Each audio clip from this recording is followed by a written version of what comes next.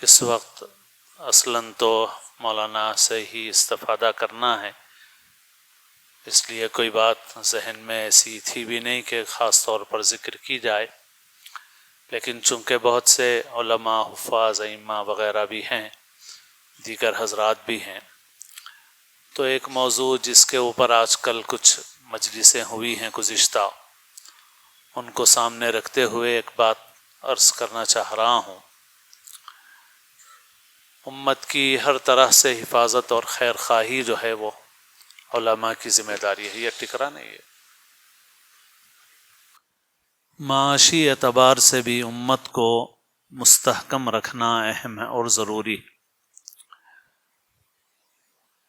ہمارے ماحول میں گزشتہ کئی سالوں سے ایسے واقعات پیش آ رہے ہیں جہاں مسلمان اپنا پیسہ فراڈی کمپنیوں میں، سرمایہ کاری میں ضائع اور برباد کر رہے ہیں۔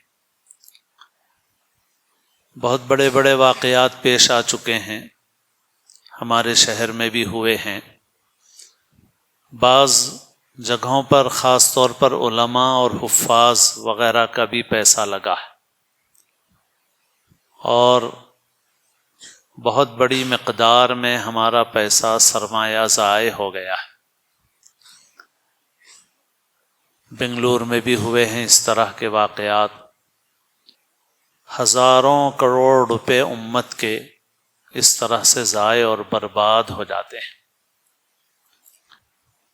اس لیے اس وقت علماء وغیرہ کو اس معاملے میں بھی باشعور ہونے کی ضرورت ہے۔ ایک تو معیشت سے متعلق احکام و مسائل ہیں، ان کا جاننا، موجودہ حالات کے اعتبار سے ان کی تطبیق کرنا، یہ بھی علماء کی ذمہ داری ہے۔ دوسرے یہ کہ قانونی اعتبار سے بھی کون سی جگہیں محفوظ ہیں اور کہاں پر اپنا سرمایہ لگانا چاہیے، اس سلسلے میں بھی علماء کو اپنے اندر شعور، واقفیت پیدا کرنے کی ضرورت ہے، تاکہ وہ خود بھی نقصان سے بچیں اور امت کی بھی حفاظت کریں۔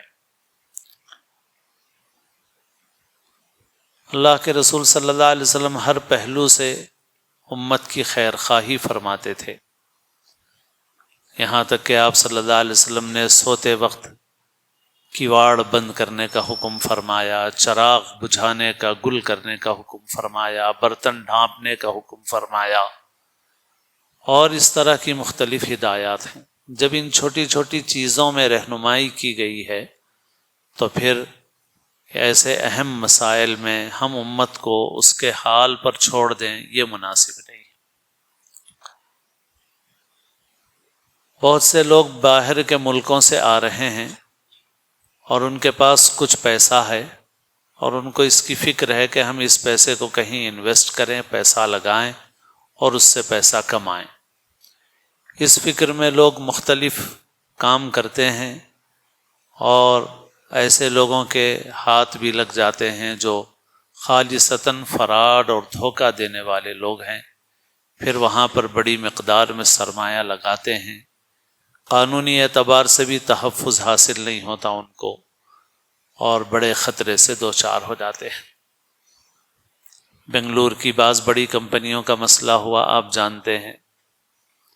کچھ دنوں پہلے ای اسٹور نام کی ایک کمپنی میں علماء، حفاظ کا بڑا پیسہ لگا۔ شہر میں ہمارے بعض کمپنیاں ایسی ہیں جس میں اہل حدیث بھائیوں نے زیادہ پیسہ لگایا، اور لوگوں نے بھی لگایا۔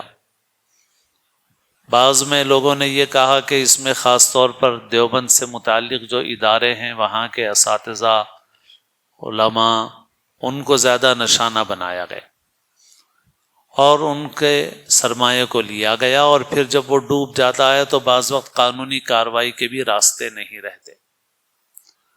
اس سلسلے میں ہم لوگوں کو بہت باشعور ہونا چاہیے اور امت کی بھی صحیح رہنمائی کرنا چاہیے۔ ہمارے ملک میں قوانین ہیں، ضابطے ہیں، ان ضابطوں سے ہٹ کر کے کوئی بھی کچھ بھی بنا لیتا ہے، ہم اس پہ سرمایہ لگا دیتے ہیں اور اپنے سرمایہ کو ضائع کر لیتے ہیں، خطرے میں ڈال دیتے ہیں۔